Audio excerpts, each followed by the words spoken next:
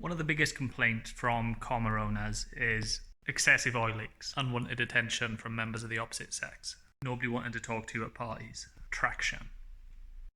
Unfortunately, I've only got the answer to one of them problems, and the answer is LSD, the drug. If you're a bit of a chimp like myself with a heavy right foot, and you do too many wheel spins on an open diffed car, you end up with the one wheel doing a gazillion mile an hour. The little planetary gears inside have to go twice as fast as that, and they're not very well supported or lubricated. They're not even in bearings, they're just in a blind hole. And yeah, it's easy to break them. I've broken diffs on Saabs, Scimitars, Land Rovers, Commas, Dolomites, everything I've owned. It's always been because it's an open diff and one wheel peeling away. So I've decided, being as this Comma can spin oh so easily, I'm going to fit an LSD. So the type of LSD that's available for this axle is a Torsen LSD. So it's got like helical gears in it. So there's no friction materials or clutches in there. They do have a disadvantage. If you were to put one wheel totally in the air, it will spin that wheel. But as long as there is some traction, it can give at least some of it to the wheel with the lesser amount of traction. In my example, on the road, it's going to be totally fine. So let's get an open diff and swap the bits over. Again, it's another thing I've never done before, just guessing my way through it with a little bit of information off the internet. So this is a standard open differential. You've got your drive shaft connected to that, pinion inside drives the crown wheel. The size of the pinion to the crown wheel determines what drive ratio you have. So this has got 10 teeth on the pinion, 47 on the crown. It is a 4.7 drive ratio.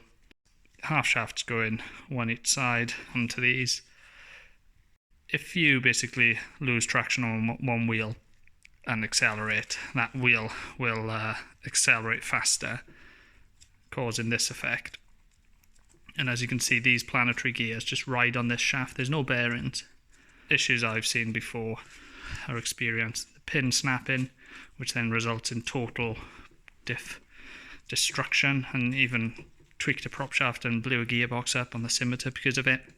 On my first Comma diff I took out, one of these planetary gears had welded itself to that pin. Different setup. There's a roll pin on the original diff, and that had sheared, so it was only a matter of time before that pin fell apart and destroyed whatever the hell it wanted to in the way. So this gets replaced with this. I've got a spare diff in bits, funnily enough, because somebody has robbed the pin out to fit into another diff. Yeah, so I'm gonna build this one up into that with some new bearings. These are the bearings I've got. So these replace these either side, except obviously it goes on the LSD and not this one. I was just doing a bit of measuring, and basically these are metric bearings, and then you need these sleeves which the bearing fits in, which takes them back out to the imperial size of the series bearings. Then you've got the pinion, and that rides on a big bearing there, and then a smaller one there, which is still inside the housing. So these are the two bearings for the pinion, and then you get a seal on the end, which is there, and that's what's always leaking on pretty much every solid axle car in the world. I need the ring gear off this diff, and then the diff can get out of my way.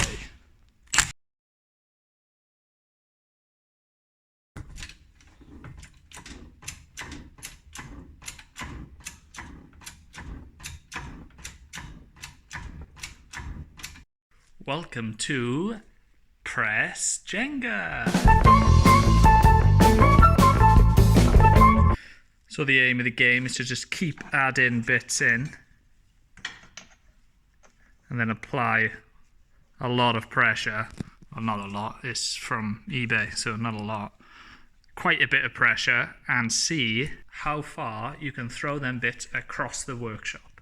And if you knock a tooth out, it's 10 points.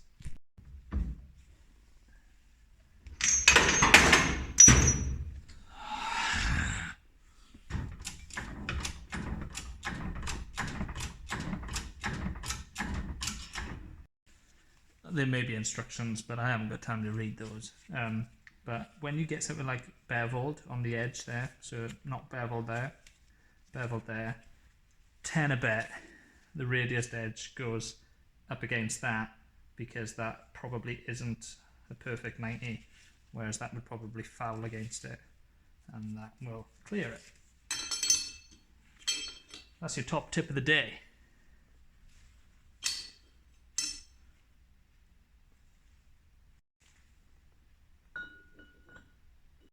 Might be a bit difficult to see, but inside the diff, if I show you, can you see roughly where my finger is pointing? There's a cutout.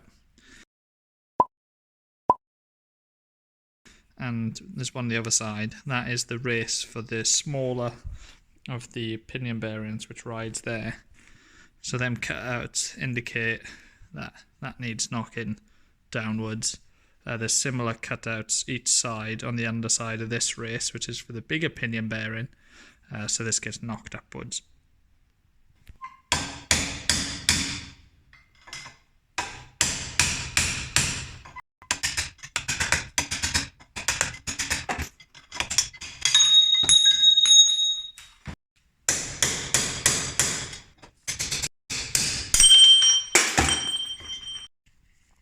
There's the new race going in. Can you just about see the seat? That's where it sits against. So I can use the old one to knock it down. And then I need something bigger to go on top. Now I've got this. 1 year's full free subscription for the first person to tell me what this is from. So, trying to set this up yesterday, and it was quite evident I'm going to need to arse around with these shims. I was hoping that just by pure chance it would all go back together the way it came, despite it having new bearings, but no, that's not the case. So, as standard, it had these two shims. Now, if you can picture, one pinion bearing tapered that way, the other bearing tapered the other way. You tighten this down, it squeezes them together. Then what you do is you preload it to like 70 foot-pound, then there's a certain amount of resistance that it needs to meet. If it's over that or under that, then you need to adjust these shims to push the bearings either closer together or further away. Now, I had far too much resistance to turn the bearing, which means they're basically just squashed into each other, which means they're going to fall apart in no time. Didn't have any extra shims. You need to add shims in that case. I didn't have any extra shims, so I've knocked up a few different sizes. So now I'm going to do that again, torque it up, see what the roll-in resistance is. Does that make sense? It barely makes any sense to me, and it's about 1 degree. So.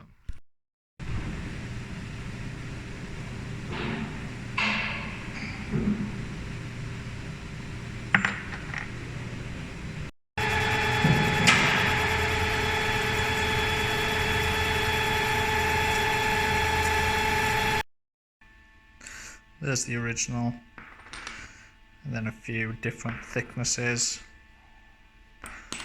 Okay, it was difficult to film that bit, but take my word for it, I've done it. Shimmed it up with a combination of what I made. I don't even think I used the old ones in the end. I think I just used what I made. Amazing. And torqued up to 70 foot-pound. Got a rundown torque wrench so you can see resistance. This bad boy. Should be 25 pound-force inches of resistance in the bearing. I've got 30. That's good enough for me. It's good in that. Come on. Yeah, so now to carry on with the rest. Diff is in. Now I'm setting the backlash. It's 0.2 to 0.25 mil. So I'm at about 35 there. Yeah, about 40. So 0.4 of a mil. So by pushing these are threaded one each side, by pushing the crown wheel one way, reduces backlash, bring it back in, increases backlash.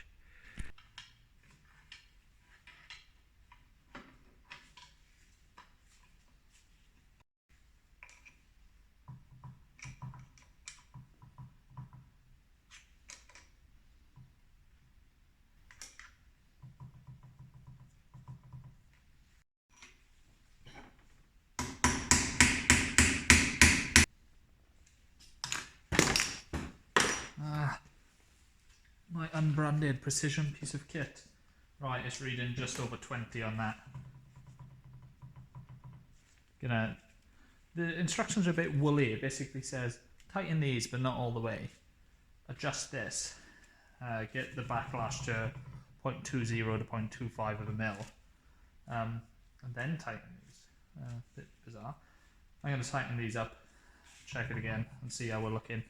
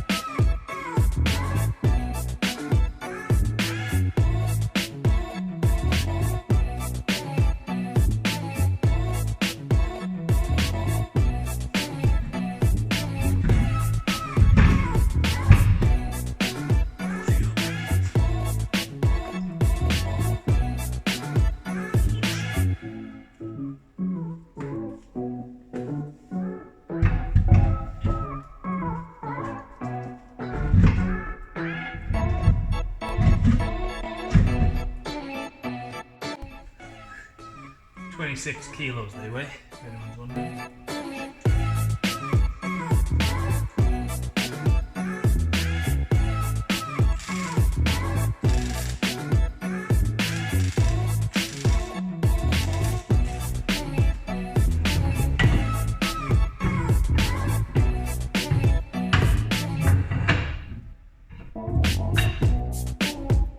It is a tennis ball. Thank God.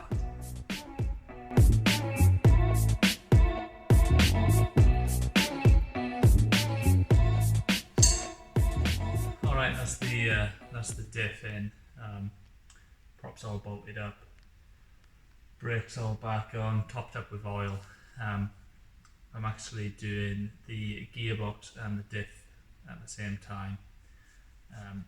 So I don't know which way I'm gonna release these videos, and unfortunately I do not have any driving footage yet with this diff, but I'm just gonna have to do that crap YouTuber thing where I say tune in for more next time. Sorry about that, but yeah, bear with me. Got the rest of the box to go back together, gotta do a few wiring changes with that. But it won't be long, hopefully up and running within the next few days, doing cool drifts and flipping the van over. So hang tight.